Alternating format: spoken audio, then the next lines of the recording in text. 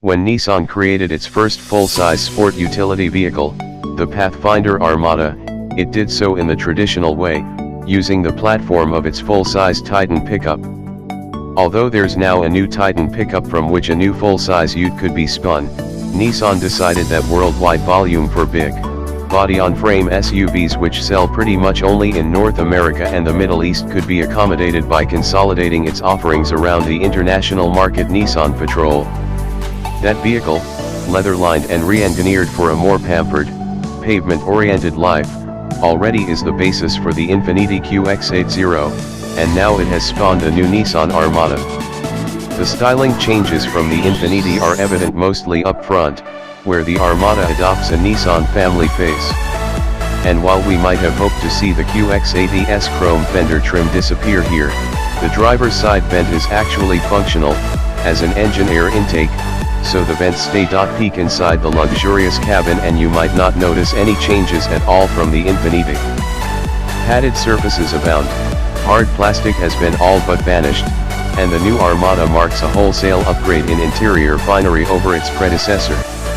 Even the base SV comes with navigation, a 13-speaker Bose stereo, dual power seats, and a backup camera. The SL adds leather, power operation for the third-row seats, a power liftgate, and 20-inch wheels. The Platinum, tested here, brings a sunroof, heated and cooled front seats, seat heaters for the second row, and dual rear seat entertainment screens, among other niceties.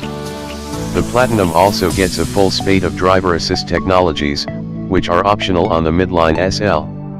While looks, the new cabin is smaller than before in most dimensions, although some of the previous model's space was largely wasted and served only to make the driver feel buried in a vast, plastic cavern.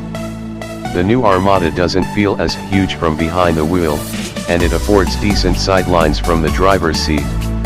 We also like that Nissan wisely supplements the standard touchscreen with plenty of physical buttons and knobs. The second row is narrower than before but still offers generous head and legroom. The standard third row is notably more cramped, having lost almost 4 inches of legroom and more than 3 inches of shoulder room from the previous model. Nissan still optimistically provides 3 seat belts, but the cushion is low to the floor and footroom is tight. It's also a tough climb to get back there, even though the second row seats scoot out of the way with the flick of a lever. The cargo space also has shrunk from 20 cubic feet to 17, behind the third row.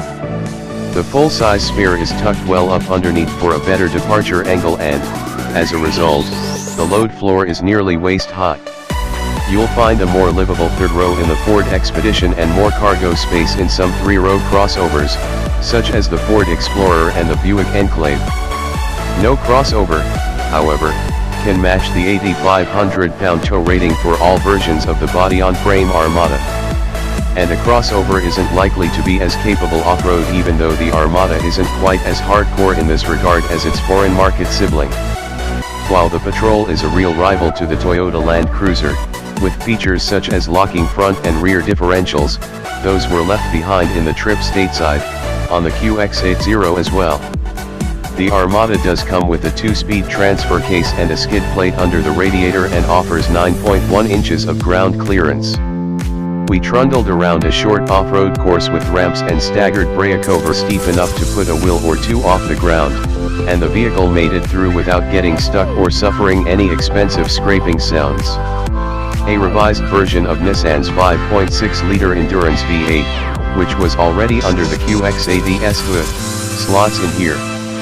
With the addition of direct injection and variable intake valve lift and timing, output jumps from 317 horsepower to 390, and torque swells from 385 pound-feet to 394.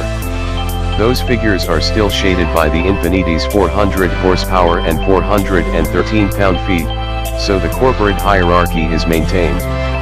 The engine mates to a 7-speed automatic, which provides a wider ratio spread than the previous 5-speed, with a shorter first gear and a taller top gear. Unfortunately, the Patrol Cum Armada is between 100 and 300 pounds heavier than the old Titan-based model, so fuel economy has barely improved, inching up by 1 mpg in the EPA city ratings. Highway figures remain the same.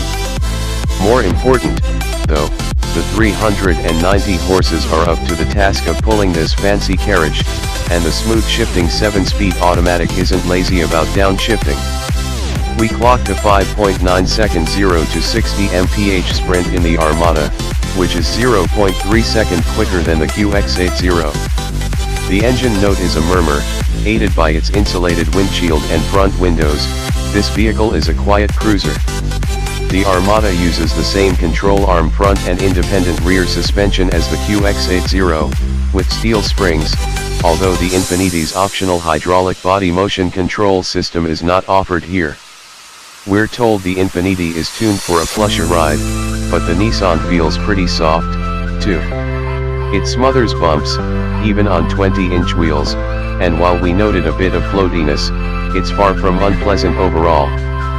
But overboosted steering saps driver confidence, as there is no buildup of effort as you crank it off-center. The new Armada lacks the cavernous cabin feel offered by most American big-box SUVs, and while it may seem more akin to the Toyota Land Cruiser, it can't match that vehicle's off-road heroics. But at an opening bid of $45,395 for an SV with two-wheel drive, the Armada is nearly $19,000 less expensive than the QX80, and even the Platinum tops out under the Infiniti's $64,245 starting figure. That's not as cheap as the outgoing model, but it's still something of a bargain among big SUVs, especially given the Armada's newfound refinement, which is positively Infiniti-like.